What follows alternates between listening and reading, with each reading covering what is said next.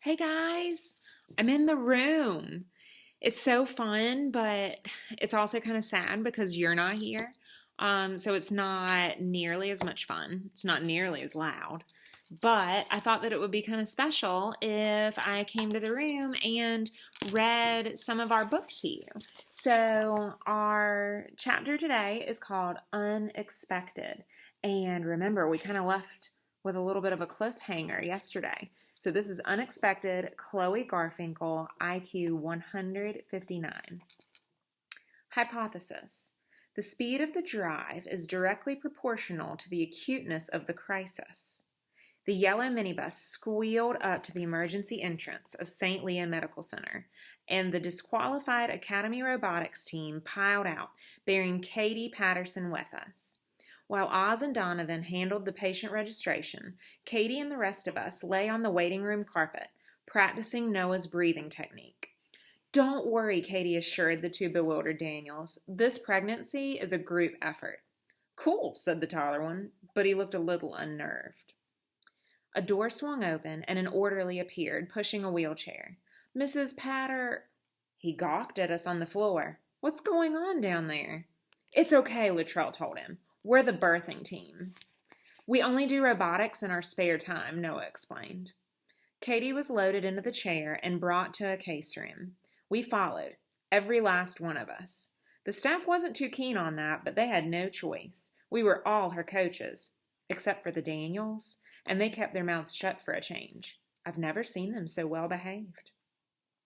We were in there forever, breathing and timing contractions with our robotic stopwatch. We studied the final sonogram and kept a close eye on the fetal heart monitor that Katie wore. Everything was fine, but Donovan seemed really scared, even more than his sister, and she was the one having the baby. He spent most of the time on the phone, trying to locate his parents to let them know what was going on. We all took turns calling home to inform our families that the robotics meet was going on a lot longer than usual. Finally, the doctor decided it was time to take his patient into delivery. As the brother, Donovan went too. The rest of us congregated in the waiting room to, wait. You could tell the two Daniels were pretty cowed by the whole adventure. So is this like business as usual for the gifted program, the taller one asked? I mean, do you do this kind of stuff a lot? Oz favored him with an exhausted chuckle. You mean trash a robotics meet and have a baby? No, it's fair to say that this is a big day, even for us. What's going to happen to us? Abigail wondered anxiously. Do you think we might be banned from future competition? Oz shrugged miserably. I don't know. Interfering with another robot is a very serious offense. There are bound to be some consequences. It was worth it, the shorter Daniel exploded. I've known Donovan since first grade, and that was him at his best. Real gladiator stuff. It was WWE, Noah amended. You were great too, kid, the other Daniel assured him. Mess with you and pay the price. I learned the hard way. I spoke up. What Donovan did was against the rules, but it was right. Cold Spring Harbor interfered with our robot before he interfered with theirs. Our teacher sighed.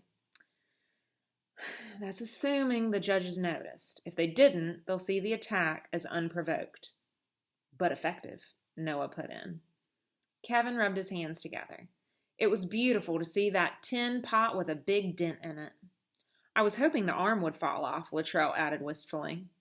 Well, they definitely didn't deserve to win, Abigail said reluctantly, even if that means we can't win either. JC opened her mouth to speak, and I braced for one of her odd, random comments. Instead, she said softly, but with conviction, Way to go, Donovan.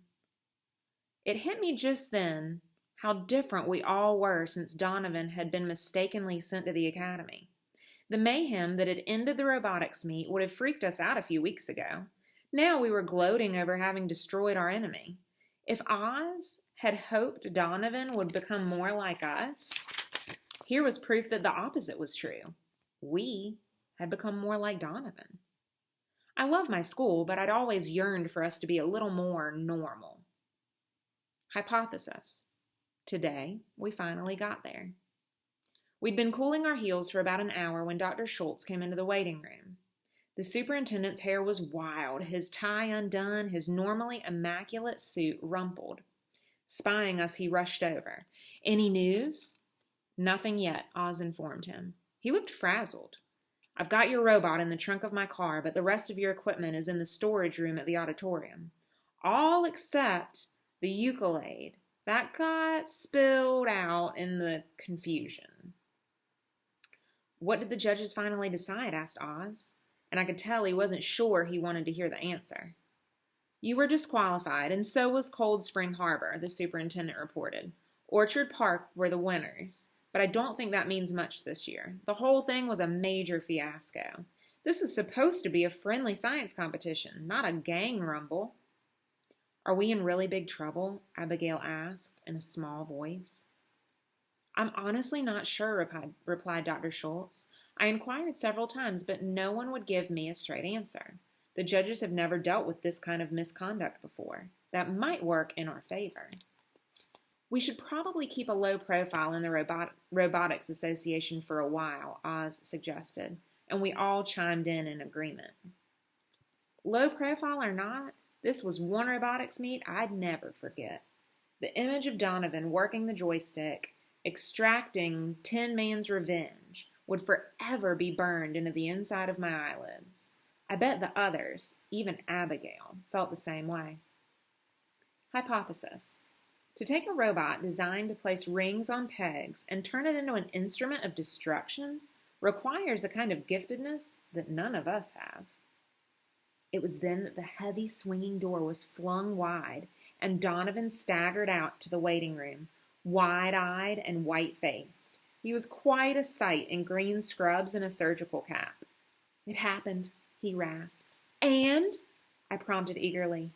"It's a girl," he managed. "Katie had a baby girl." The waiting room erupted in cheers, and we mobbed him with back slaps and congratulations. Hypothesis? Okay, that wasn't a hypothesis, but it was just awesome. "Dude, you're an uncle," the taller Daniel exclaimed. "You did it." "Katie did it," I amended. I threw my arms around Donovan and gave him a big hug.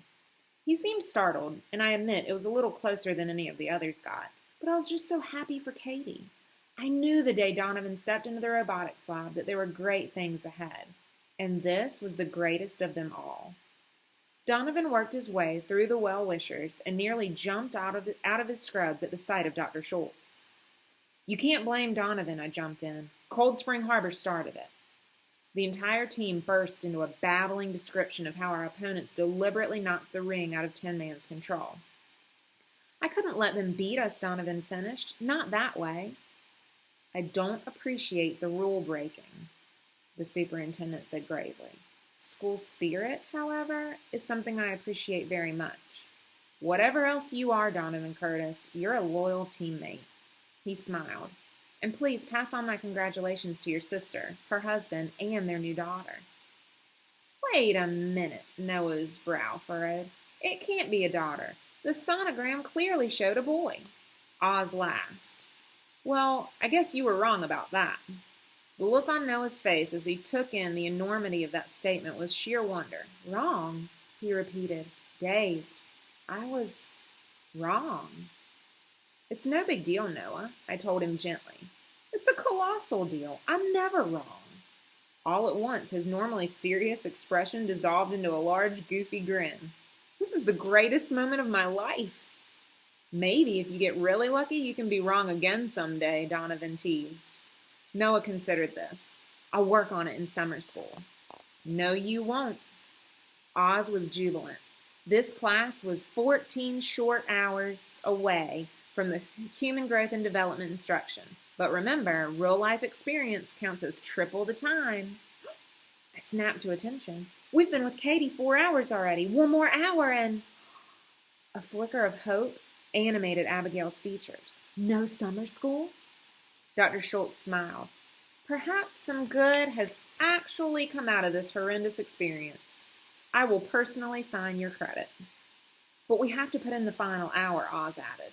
"I wouldn't leave anyway," I announced. "Not till I've seen our baby." Hypothesis. Maybe the human growth and development requirement isn't so pointless after all.